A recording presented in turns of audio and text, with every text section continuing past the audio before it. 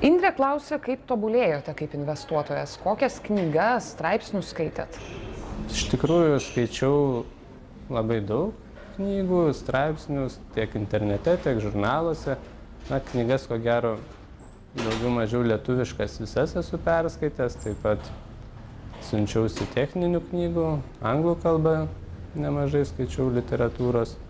Tai ir iš pačios praktikos daug ką sužinojau, turbūt viską tą sudėjus ir susiformavo toks tas požiūris.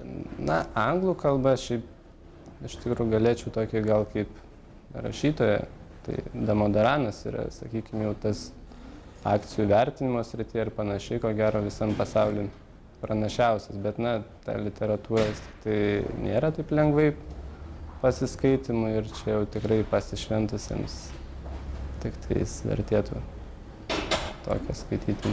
Ar galima išmokti investuoti pačiam?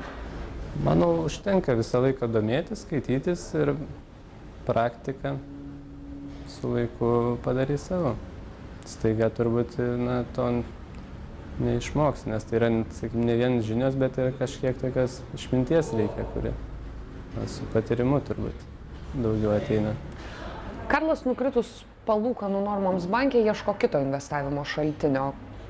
Ką patartumėte jam daryti? Šiuo metu jis domisi ilgalaikėmis investicijomis, bent 2 metams, ir svarsto apie aukso monetų pirkimą. Ar toks žingsnis būtų teisingas? Na, iš pradžių gal su palūkanų normom, tai iš tikrųjų yra taip, kad paprastai rinkose palūkanų normos, indėlių, obligacijų būna didesnės tuomet, kai yra rinkoje pinigų trūkumas ir tada visos rinkos būna irgi stipriai nukritę, tiek ir akcijų.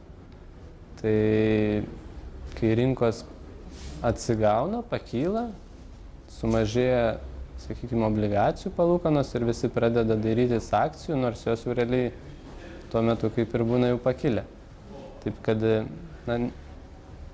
nereikėtų rinktis tų fiksuoto pajamingumo grąžos kažkokių priemonių tik tuomet, kai didesnės palūkanos, nes realiai visų investicijų pajamingumas didėja. Tas pajamingumas tai nėra kiek pakilo per pastarąjį laikotarpį, bet kiek realiai yra to potencialo likę.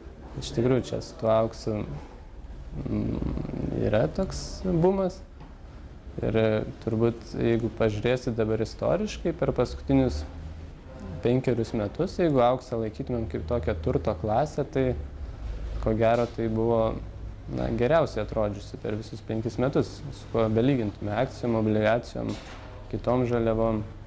Bet su investicijom iš tikrųjų yra taip, kad istorija nieko nebereiškia. Realiai niekada nereikia žiūrėti to, kas buvo, nes tai ne tai, kad nereiškia, kad to paties nebebus, bet tai net nebeturi jokios įtakos.